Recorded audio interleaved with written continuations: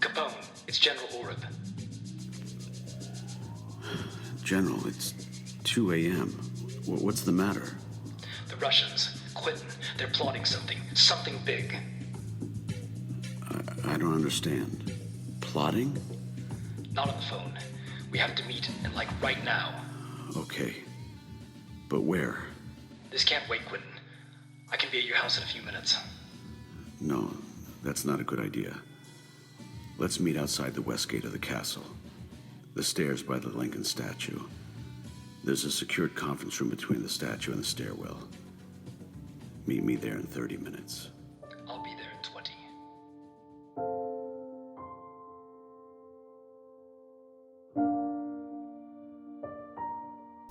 This is JV Torres. I wanted to take a moment to talk about a good friend of mine and fellow voice actor, John Doby.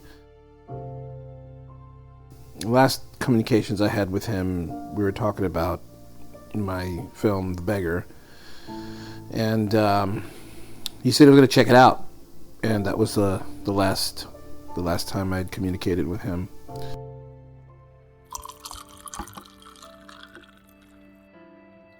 My gut tells me he has already fled England. And why do you think that? Because I put myself in his shoes and tried to think as a coward would think. And that's what I would do. So, if King George has fled, where would he flee to? Have you contemplated that, Quintin? I have, sir. If it were me, I would flee to Switzerland. George probably figures you wouldn't dare move on a neutral country. Well, even that fool wouldn't put it past me to do something along those lines. Would you, sir? Let's put your gut to the test, Quintin. Would I? There's no doubt about it. What can I say about John Doby? He was an amazingly talented guy. I wish to God I could have met him.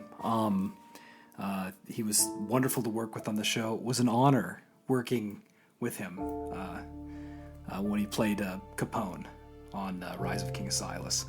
I loved playing Oreb alongside him. He was just a brilliant voice actor and an amazing talent. And like I said before, I wished I could have met him, at least talked to him on the phone.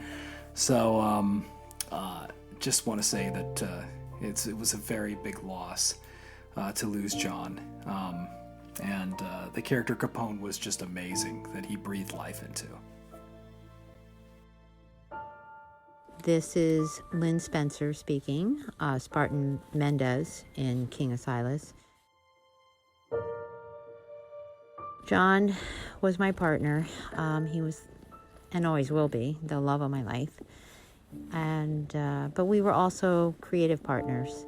And as an actor, I always found it so interesting how incredibly talented he was as an actor. I have to say, I was just always so taken by his natural gift as an actor. He was so of the moment and just so real and fresh and just absolutely beguiling. And by the way, JV, he absolutely loved his role in King Asilas. He just loved it, and he was so good at it. He was great at Quintin Capone. Sir, I am unsure if the Queen will let this go. She may want to seize on this opportunity. Opportunity? What do you mean? She sits as the proxy to the King on the High Council. That means she is privy to sensitive information she normally would never have access to. At least while the King is away, she may start poking her nose around things and learn more than she should know about Luther. And it may bring suspicion on us.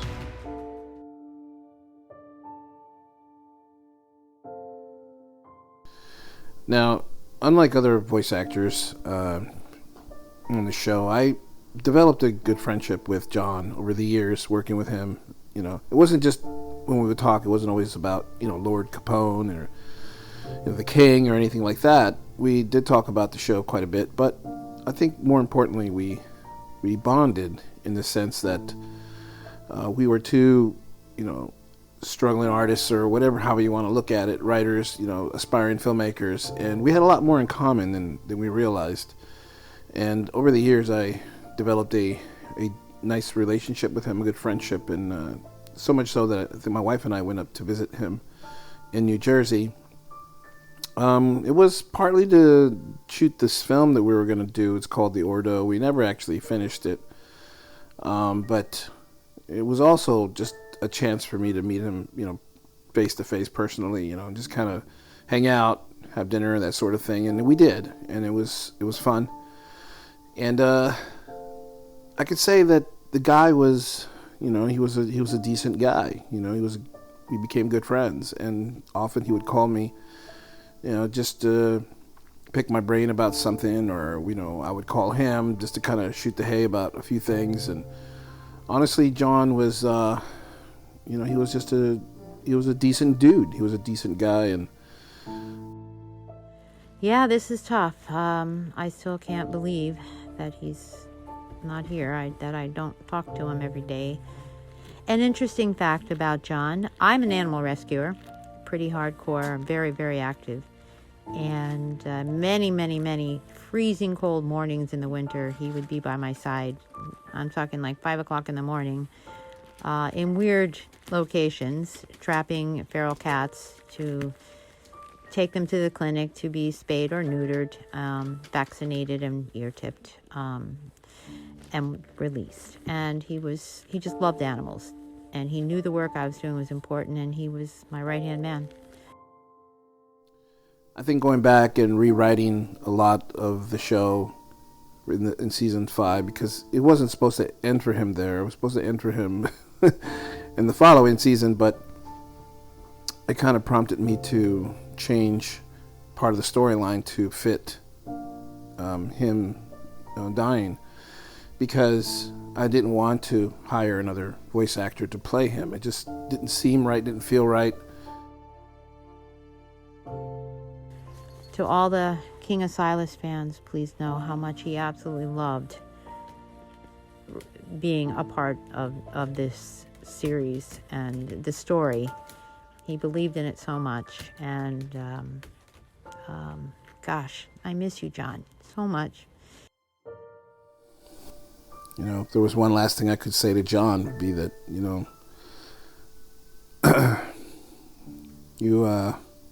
you left an impression on me, pal. You did. Hopefully, the good Lord upstairs will welcome you into his home, and I look forward to seeing you again someday on the other side, sir. Goodbye, John. My prince, what your father and I have is trust. No matter how much I screw up, with Geraldine or anyone else, I would gladly die for your father. Not just because he is my king, but because he is my friend. The best friend and ally a man could ever ask for.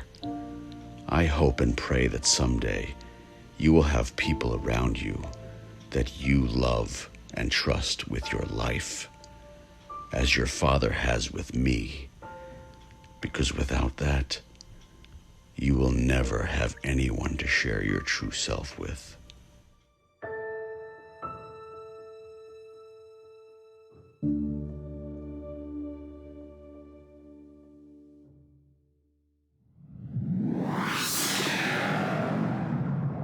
New Kingdom Radio Theater.